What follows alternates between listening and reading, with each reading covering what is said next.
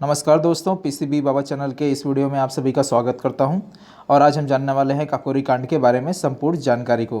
तो काकोरी कांड की जो उपज है वह कहां से स्टार्ट हुई थी? वह स्टार्ट हुई थी अगस्त 1920 में असहयोग आंदोलन से। गांधी जी जो है वो 1920 में असहयोग आंदोलन की शुरुआत करते हैं, जिसमें जनता जो है और उसके साथ साथ में जो युवा पीढ़ी होती है, जिसे हम टीन एज कहते हैं, 13 से 19 साल की जो युवा पीढ़ी होती है, वो भी बढ़ चढ़कर इसमें हिस्सा लेती है। यह जो असहयोग आंदोलन है वो लगातार 2 साल तक चलता है, 1922 तक।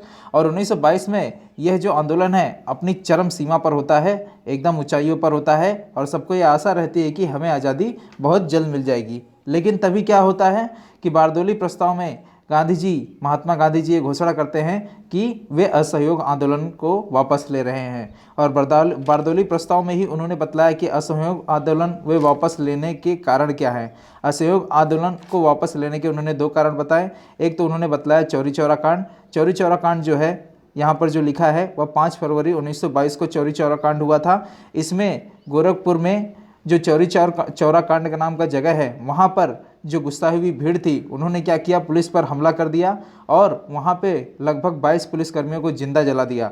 और इसके अलावा सविनय अवज्ञा आंदोलन की भी क्या थी, शुरुआत हो चुकी थी, जिसके कारण वे क्या सोचते थे कि यह जो सविनय अवज्ञा आंदोलन है यह असफल ना हो जाए असहयोग आंदोलन के कारण, जिसके कारण उन्होंने कहा कि मैं असहयोग आंदोलन को बंद कर रहा हूँ। तो गांधी जी ने 2 कारण बताए। इसके कारण तो चाहे कुछ भी हो, लेकिन उससे क्या होता है, क्या हुआ, जो जनता थी, जनता में क्या हो गया, जनता ने जो उम्मीद लगा के रखी थी कि हमारा भारत अब बहुत जल्दी स्वतंत्र होने वाला है, उनकी उम्मीदों पर पूरी तरह से पानी फिर जाता है। और उनसे ज़्यादा जो युवा पीढ़ी होती है, टीन एज जिसे कहते हैं, उनके उम्मीदों पर बहुत ही बुरी तरह से पानी फिर जाता है, क्योंकि उनमें से कुछ युवाएं ऐसे थे जिन्होंने अपनी पढ़ाई लिखाई छोड़कर इस आंदोलन में पूरी तरह से भाग ले लिया था। कई तो घर बार छोड़कर आ गए थे, और वहाँ पर युवा जो पीढ़ी है वह बुरी तरह से हताश हो जाती है। और हम जानते हैं कि जो युवा पीढ़ी होती है, जो टीन एज होती है, उस वक्त हार्मोन लेवल जो होता है वह ऊंचा उठ रहा होता है, अपने पीक लेवल पर रहता है, जिसकी वजह से उनके अंदर एक मानसिक धारणा बढ़ गई कि अहिंसक विचारधारा से हमें आज़ादी नहीं मिल सकती है। और इसके लिए उन्होंने नए विकल्प की तलाश करना शुरू कर दी, और उन्होंने सोचा कि आज़ादी जो है वह मांगने से नहीं बल्कि हिंसात्मक तरीके से ही मिलेगी, हमें आज़ादी छीननी पड़ेगी, हमें आज़ादी अहिंसात्मक तरीके से नहीं बल्कि हिंसात्मक तरीके से ही मिलेगी। और इसी की वजह से जो युवा पीढ़ी है उन्होंने अक्टूबर 1924 में कानपुर में ही एचआरए का गठन किया, जिसको कहते हैं हिंदुस्तान रिपब्लिक एसोसिएशन का गठन किया अक्टूबर 1924 में कानपुर में, जिसके संस्थापक जो थे वे थे सचिंद्रनाथ सान्याल। और इसके अलावा इसमें जो शामिल थे एचआरए में, हिंदुस्तान रिपब्लिक एसोसिएशन में, वे थे पंडित राम प्रसाद बिस्मिल, जोगेश चंद्र चटर्जी और चंद्रशेखर आज़ाद। और इसके अलावा और भी बहुत सारे युवा पीढ़ी इसमें शामिल थे, जैसे कि अशफाक उल्ला खान, राजेंद्र लाहिड़ी, ठाकुर रोशन सिंह, और उसके अलावा और भी बहुत सारे जो थे वो भी युवा पीढ़ी इसमें शामिल हो गई। अब इन सभी लोगों का जो हिंदुस्तान रिपब्लिक एसोसिएशन बनाया था, इनका उद्देश्य क्या था? इनका उद्देश्य ये था कि सशस्त्र क्रांति के माध्यम से अंग्रेजी की सत्ता को उखाड़ फेंकना। मतलब हम शस्त्र के द्वारा हिंसात्मक तरीके से क्या करेंगे, अंग्रेजों पर हमला कर उनको भारत से निकाल भगाएंगे। और इस तरह का संघर्ष करने के लिए, इस तरह की क्रांति करने के लिए उन्हें ज़रूरत थी हथियार की, और हथियार मिलेंगे पैसे से। अब पैसे की ज़रूरत जब आन पड़ी तो उन्होंने सोचा कि इसके लिए क्या किया जाए।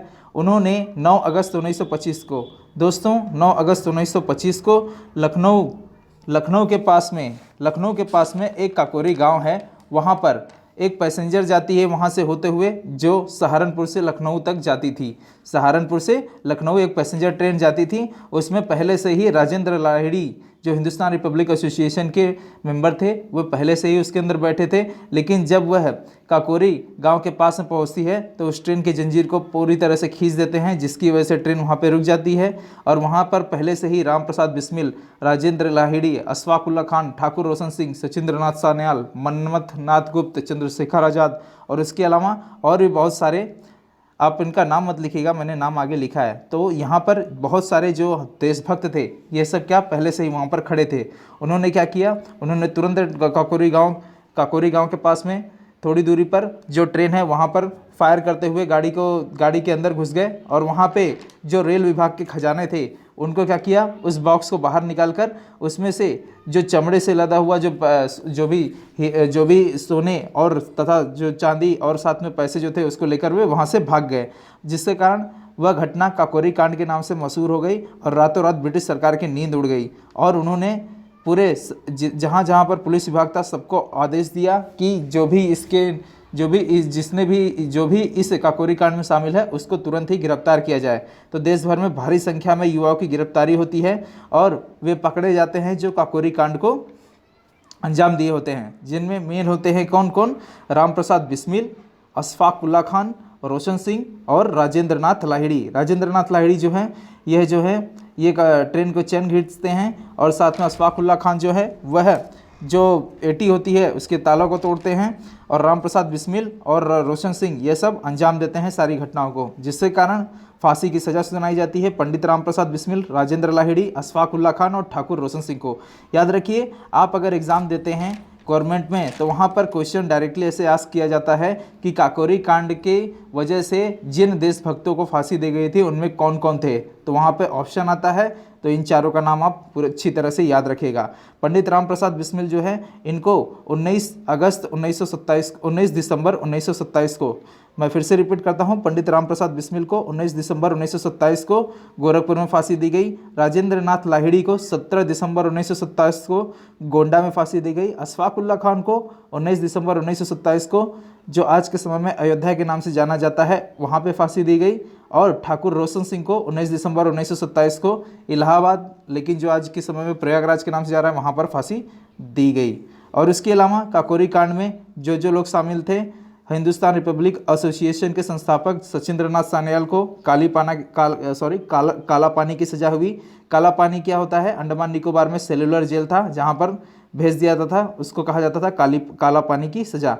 और उसके अलावा मनमथनाथ गुप्त को 14 साल की सज़ा हो गई। और उसके अलावा योगेश चंद्र चटर्जी, मुकुंदी लाल गोविंद चरणकर, राजकुमार सिंह, रामकृष्ण खत्री को 10 साल की सज़ा हुई। सुरेश चंद्र भट्टाचार्य को 7 साल की सज़ा हुई।